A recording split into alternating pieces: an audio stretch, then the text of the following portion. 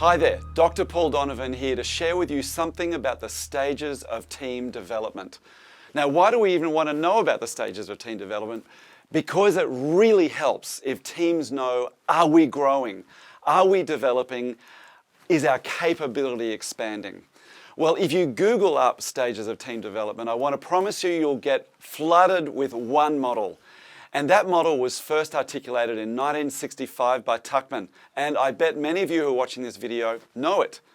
Forming, storming, norming, performing, and so forth. That is the stages of team development that has been around forever and a day, and it's pretty much all that you'll find now if you Google up stages of team development. The problem is, it's not as helpful as it might first appear. There are many of us now who are challenging whether those stages are as practically useful for teams as was first purported. And I'm not the only one that says this. David Clutterbuck, one of the most renowned authors in Europe, in fact all over the world, has written over 50 books, hundreds of articles, and is quoted as, in fact has been rated as the second top coach in all of Europe and the UK.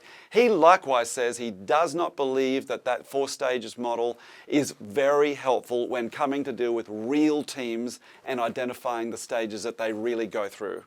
It's too neat, it's too tidy. It doesn't rhyme, right? Real life is not like that. And so, in fact, do you know what David Clutterbuck says? In his experience of working with teams over many years, this is the one thing he notices. Over time, teams get less willing to challenge norms, get less aware of the external world, are more likely to bury conflict, and are more difficult for newcomers to fit into. And so, instead of a stepwise kind of model for norming, storming, and so forth, his model is pretty much a fall down to the left. In most scenarios, teams do not develop all on their own, and most teams don't develop. They get less effective over time, unless there's an intervention to make sure that doesn't happen. And that's my experience too. Teams actually don't get better all by themselves in most cases. So, I'd like to share with you a different model now for team development that can help you guide your team to deliberately support development. So the first stage is like this. It's where, and you'll see it here to my left, it's where the manager remains central, and you'll see the arrows going from the manager out to each one of her or his team members, and the predominant vehicle here of team management is one-on-ones. So the team actually never really operates as an effective collective. In fact, the centrality of the manager ultimately prevents that. So we have a hard-working manager doing lots of one-on-ones, but ultimately if they stay doing that and only that, the team never really connect with each other effectively. And even their team meetings begin to represent this. You've probably been in team meetings like this, where the manager comes in, they start working with one person, they ask some questions, they bury a little bit into that person's work, give some solutions, give some advice. Next person, ask some questions, get a little information back, bury into their work, give some advice, next person. What's really happening here is actually just a series of one-on-ones, but done in a meeting context where everyone else watches.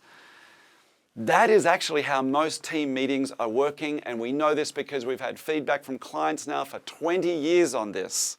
And whenever I share that model, there are knowing nods all over the room. There are many problems with this particular mode of meeting.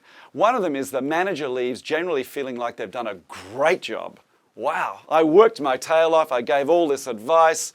They walk away from the meeting often feeling kind of heroic. That's why I earn the bucks. That's fantastic. But the rest of the team is less than satisfied and in fact primarily disengaged. And now we know that satisfaction levels following these meetings show the manager considers them to be highly effective, team members much less effective.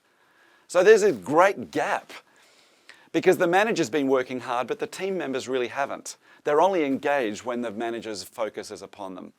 And why is all that happening? Because they're at that stage of team development where the manager is still primarily central.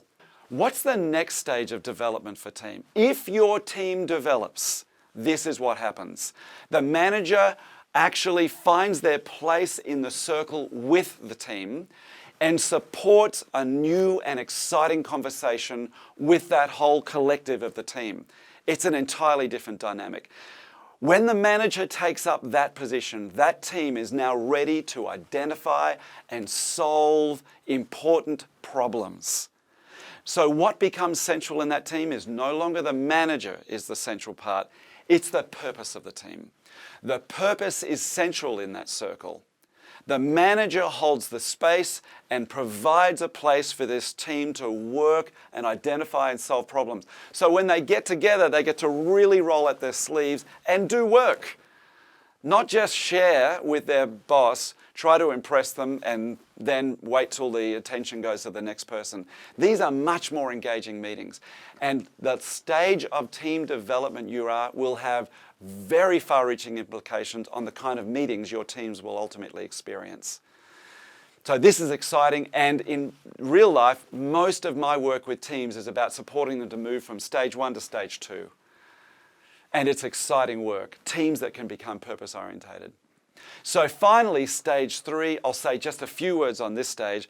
It's where the team is so orientated around the purpose, have built such a capacity to engage in rich, vibrant conversation, to identify and solve problems, that the manager is able to take up this new position outside the team, clearing the way for the team to operate.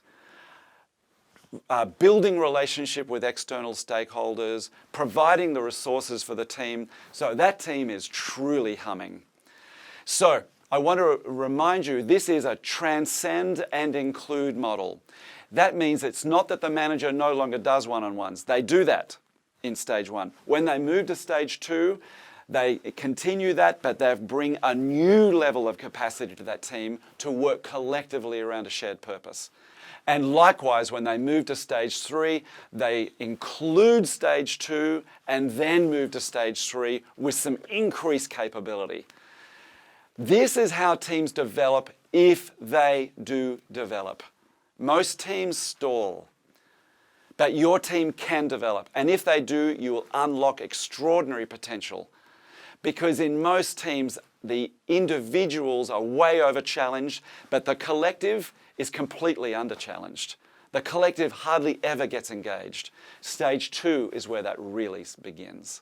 I hope this has been helpful. It's powerful knowledge to know how teams do develop when they develop, and with that knowledge, you can facilitate your team to grow and develop more quickly, more powerfully, and kick goals faster, be more effective, produce more, and increase levels of engagement. Thanks, everybody.